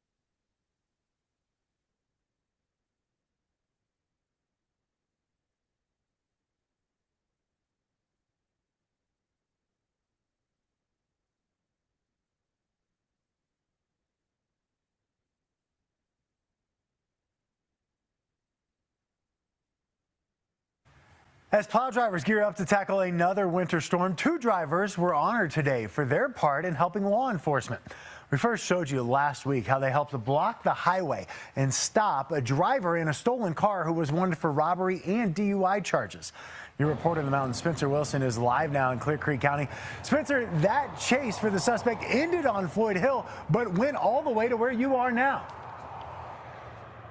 Yep, Idaho Springs Police Department told us that they started chasing that suspect back near Idaho Springs, 11 miles up to Empire, kind of where we are right now. Then they flipped to Huey and started going all the way back past Idaho Springs, up Floyd Hill, where law enforcement got a little bit of support they weren't counting on. To know how we got here, we have to start with 27-year-old Brendan Fuchs of Denver, who police say was driving a vehicle with a broken taillight and plates that had been reported stolen. That plate was connected to an alleged strong-arm robbery case that Lakewood PD had. Police gave chase, and the plow teams saw what was going on. Figured somebody was in trouble. Police and sheriff's deputies tried and failed to stop Fuchs. So CDOT plow workers volunteered to get involved and create a blockade on the way up Floyd Hill, where Fuchs was headed. He swerved a few times, but there's nowhere he could go because the concrete barriers that are out there, there's nowhere for him to go. And he couldn't turn around and back down the hill because all the police presence behind him. A dangerous move, considering they didn't know how Fuchs was going to respond to being caught. But they did it anyway, to keep the roadway safe, like they always do. But these are the guys on the ground that actually brought the chase to a halt. We just happened to be in the right place at the right time, and you know, we didn't really have time to think, so we just waited for it to happen. And while it's not something they plan on, they're ready should duty call again. Always willing to help where they can, you know. We're out there to serve the public, so that's what we do, any chance we get. Now, Fuchs is facing several different charges, preliminary charges, including vehicular eluding, aggravated motor vehicle theft, possession of burglary tools, DUI, and that list continues. Live in Clear Creek County, Spencer Wilson, covering Colorado First. Yeah, we certainly appreciate the work by all those plow drivers and are grateful for their service. Spencer, thank you. Spencer covers what's happening all across our mountains. Recently, he's reported. Okay, thank you.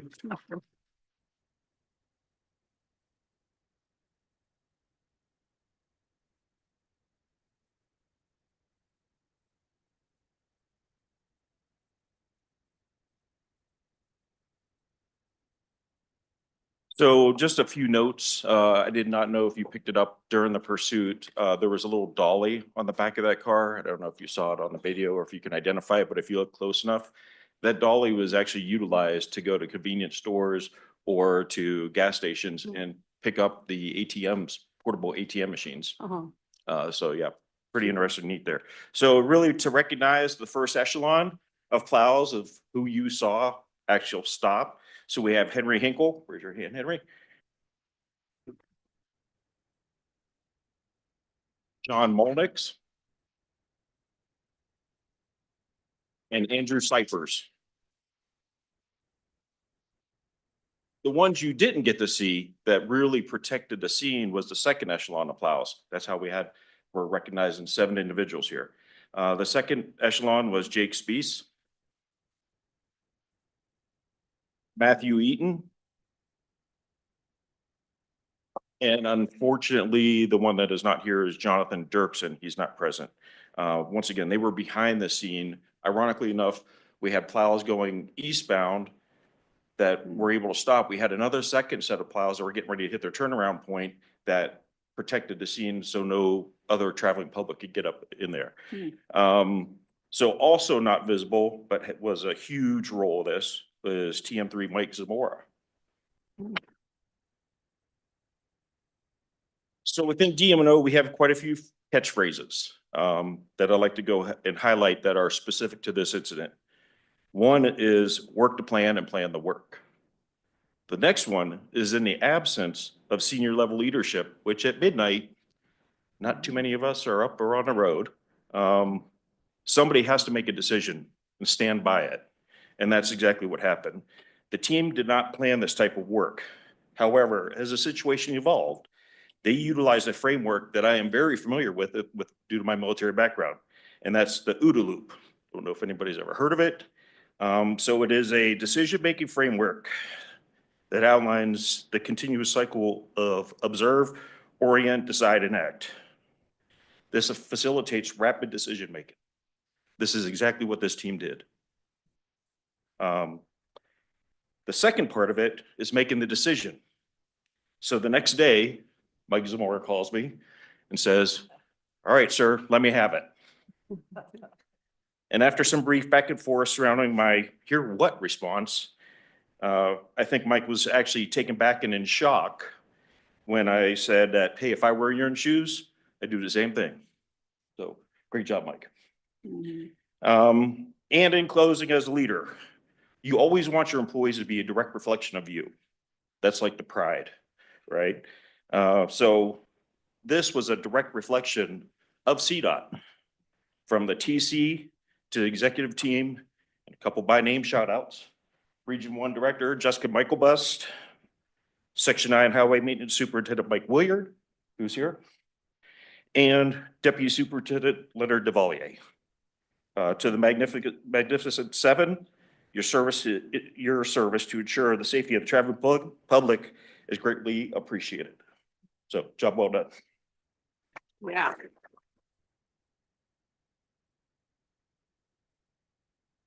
So we have our recognition plaques, and it's these are being awarded on February 20th because we had our delayed TC meeting for their selfless act of heroism, exemplary display of integrity, excellence, and customer service while bravely supporting law enforcement activities on January 3rd, 2025. Thank you for saving lives and making lives better. So have these for you. Additionally, with us is Cale Gold from Colorado State Patrol, part of the Colorado Auto Theft Prevention Authority. He's also here to recognize the team. So Cale, if you come up. Thank you, everybody. As said, my name is Cale Gould. I work for the Colorado State Patrol and Colorado Auto Theft Prevention Authority, and we were very, very excited to see a story like this break, that auto theft touches so many different parts of Colorado, which you know, and traffic safety and unaware motorists is such a large portion of that. Civilian intervention is always something we try to warn the public against to prevent safety, but the work done by these CDOT plow drivers really ensured public safety, and we cannot thank them enough for their work. We have 6 certificates of appreciation from the Auto Theft Prevention Authority and our board and our chairwoman, as well as we have 1 board award we are we're going to present to Mike Zamora for his coordination of these efforts at our annual Auto Theft Investigators Conference as well. And with that, we'd like to say thank you so much, and I'll hand you each your awards as well as challenge points for our thank yous.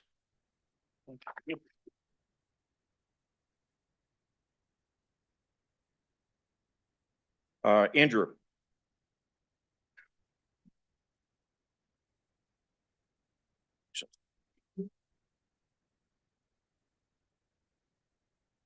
Mike Zamora.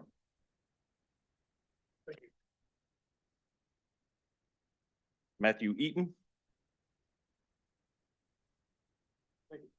Yep. Jake Spees. Thank you. John Molnix. And Mr. Henry Hinkle. All right. Once again, thank you.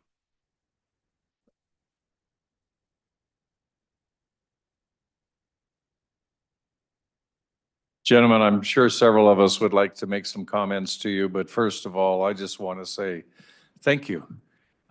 You make us proud, and I totally agree. You are the face and action of CDOT, the entire transportation system in Colorado, and your actions are just spectacular. And to show, hey, you know, this isn't exactly in my job description, but when we're needed, we step up and do what we need to do to keep Colorado safe. Thank you so much on behalf of the state of Colorado and the Transportation Commission for everything you do every day, and specifically on that particular day. So thank you so much. So would others like to comment? Vice Chair Adams. Look, this is tremendous to me because, you know, we think about putting yourself in harm's way. You know, you don't know that time of the evening exactly what you might be encountering. You know, there could have been weapons. There could have been any kind of condition that you guys put yourself in. So I can't tell you how impressed I am by the courage and by the willingness to act and make that decision. So thank you, thank you, thank you. All right, anybody else? Yeah, Commissioner Bowman, then Commissioner Cook. The Magnificent Seven is absolutely fantastic. You deserve it. Thank you so much. Commissioner Cook. Yeah, echoing everything, but I was so impressed with not only the quick decision-making, but how strategic and smart it was. So to do that with the pressure of the moment and to execute it so well, just congratulations and thanks.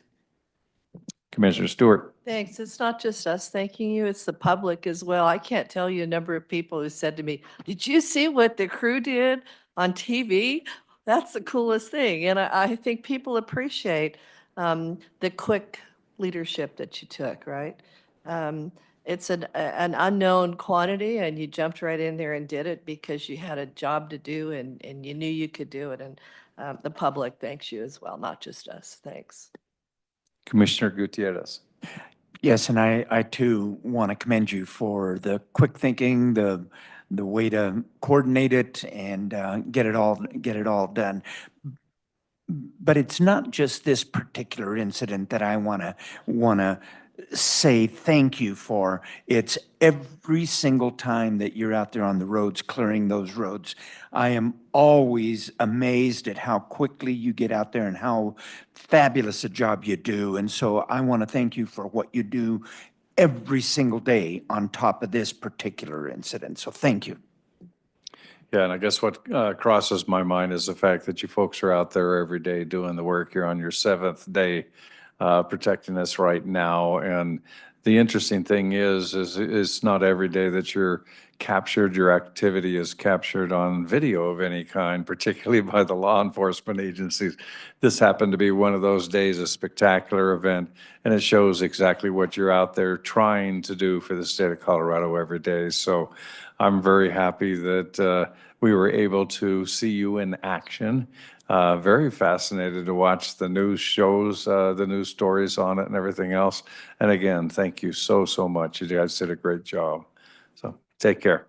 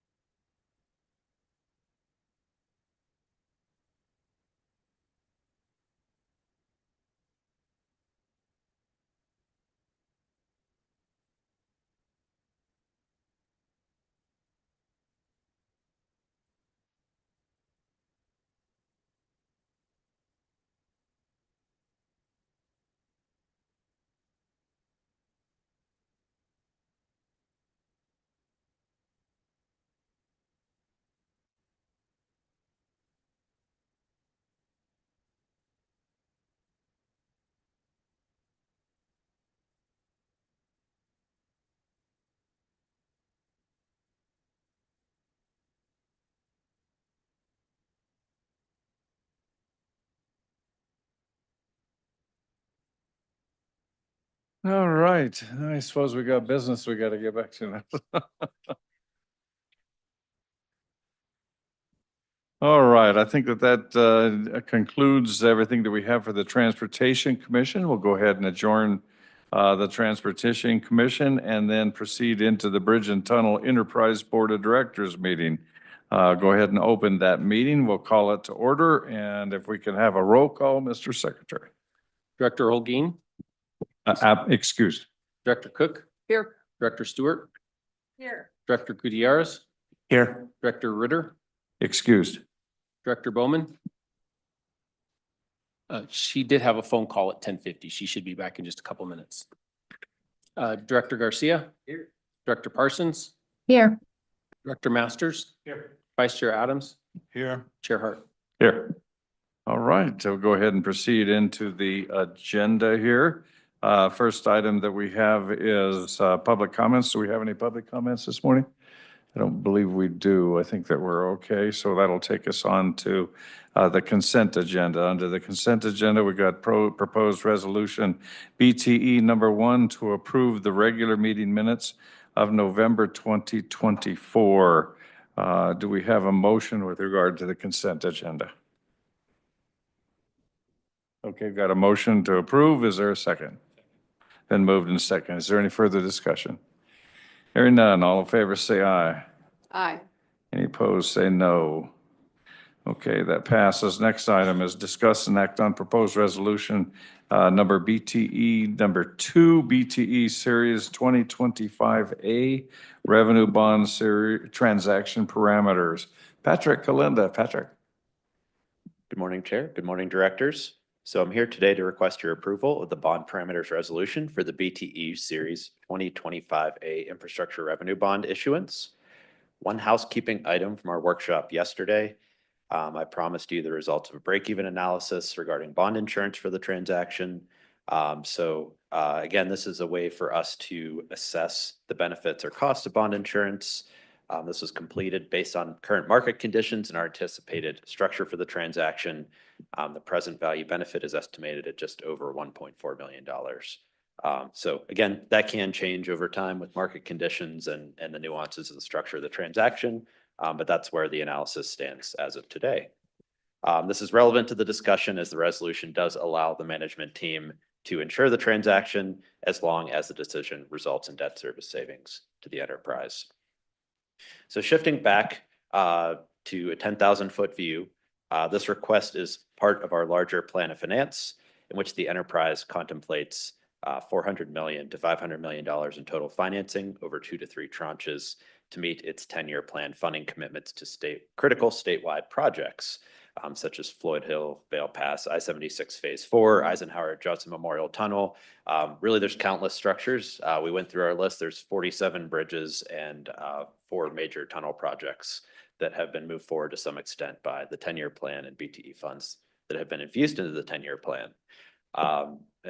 Chief Engineer Stefanik mentioned that you've seen a lot of me over the past few years, and I just certainly wanted to thank this group, management, our countless advisors and my staff who've worked on this transaction.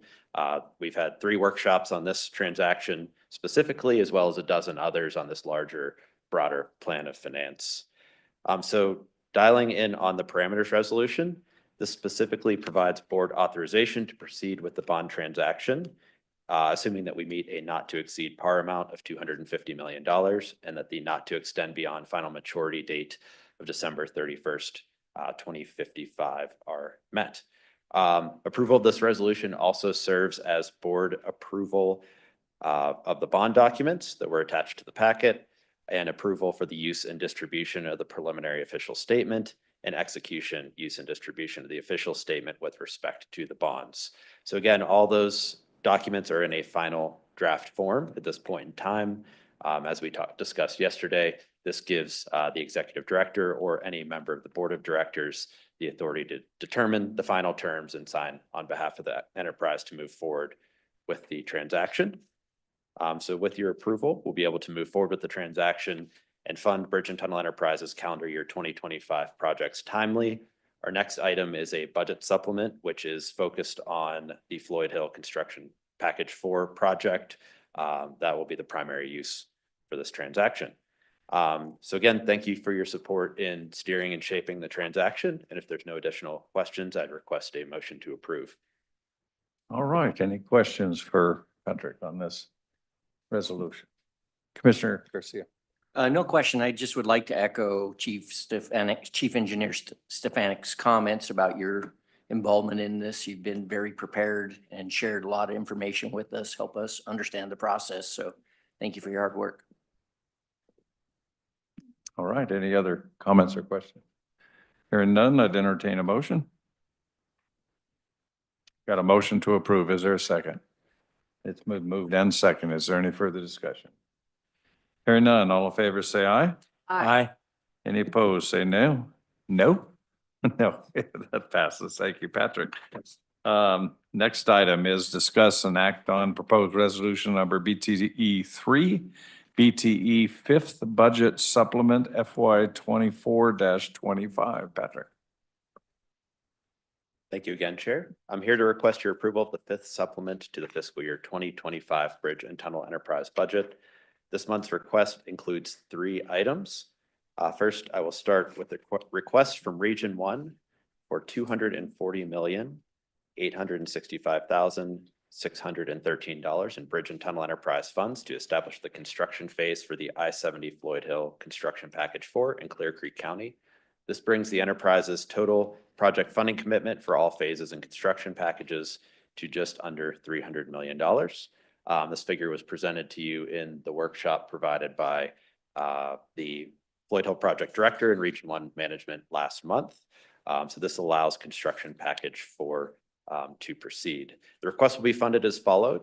There's $225 million in Series 2025A infrastructure revenue bonds proceeds, $1,642,679 from the Series 2024A infrastructure revenue bond interest earnings. So this is the current portion of interest that we've earned on the last transaction from last year. So at this point in time, all of those proceeds, as well as the interest earned on those proceeds, will be budgeted with your approval of this transaction. Then finally, $14,222,934 from the SB 260 bridge and tunnel fees. So again, this project addresses 3 poor-rated bridges in the top tier of our January 2025 bridge prioritization plan and is a key strategic project in CDOT's 10-year plan. The second request is from Region 1 to increase the design phase budget for the I-270 Critical Bridges project in Adams County by $2,169,114, bringing the total design phase budget to just over $8 million. This project is being funded incrementally by the enterprise due to its size and complexity. The additional funding is needed at this time to advance design from 30% to 60%. The BTE funds included in the project will address 6 poor-rated top-tier structures in our January 2025 bridge prioritization plan. If approved, the increase will be funded through the Faster Bridge Safety Surcharge. The third request is to increase the design phase budget for the US 6 over Elk Creek Bridge Replacement Project in Garfield County by $146,400, bringing the total design phase budget to just over $1.1 million. Previously approved funds were used to advance the design to 90%. The requested budget increase is due to a level of design effort that exceeded initial estimates, and funds are needed at this time to advance the project to final design. This project addresses 1 poor-rated bridge in the top tier of our January 2025 bridge prioritization plan. If approved, this increase would be funded through our bridge safety surcharge. Just a note on this structure, we haven't discussed it in some time since the initial design phase budget was approved. But just as a refresher, this is a load-posted bridge on US 6. It was accelerated because the structure creates some operational and safety concerns on the I-70 corridor in this region, as US 6 is the primary detour route in the event that I-70 is closed. So with that, I'm happy to answer any questions you may have. If there's none, I request you consider a motion to approve. All right. Is there any questions or comments with regard to BTE number 3? Hearing none, I'd entertain a motion. Stewart moved to approve It's BTE. been moved to approved. Is there a second? Second. It's been moved and second. Is there any further discussion? Hearing none, all in favor say aye. Aye. Any opposed? Any opposed, say no. All right, that passes, Patrick. Thank you. Okay, that takes us to the next item, which is discuss and act on proposed resolution number BTE 4, final 2025-26 BTE budget allocation plan for adoption. Katie Carlson. Katie?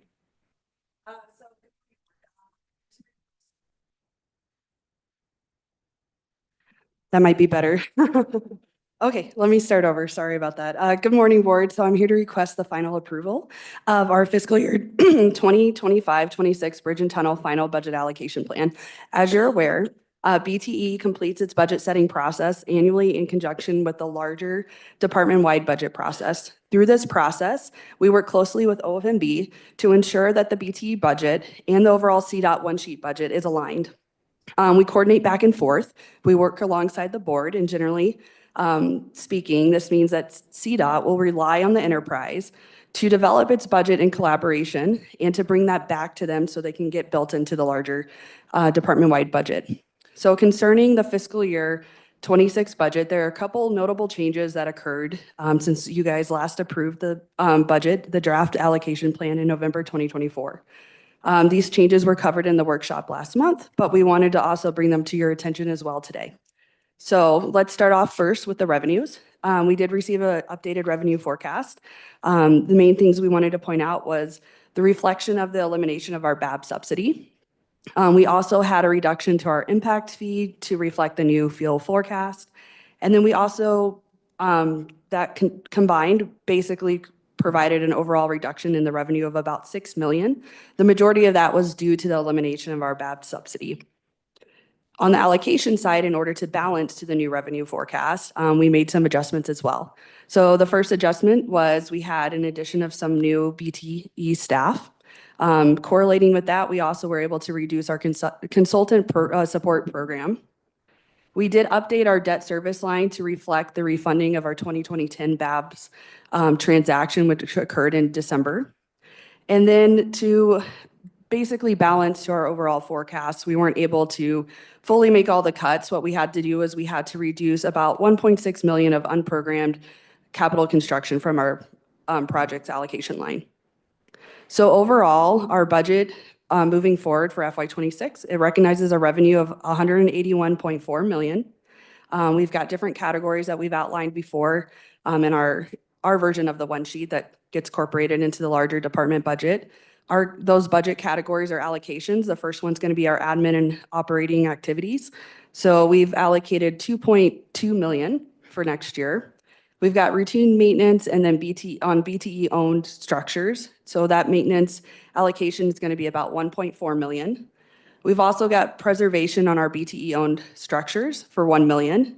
And then our debt service, which is consistent of our senior lien bonds, our Central 70, and then the new infrastructure revenue bonds, that's going to be approximately $66.2 million. And then that gets us to what we have remaining for our capital construction program, which is $110.6 million. To conclude, I'm happy to answer any questions. If not, I ask you to consider a motion to approve. All right. Do we have any questions or comments? Hearing none, I'd entertain a motion. Move approval of BTE number 4. Okay, got a motion to approve. Is there a second? I'll second. Has been moved and second. Is there any further discussion? Hearing none, all in favor say aye. Aye. Any opposed? Say no. That passes. Thank you, Katie.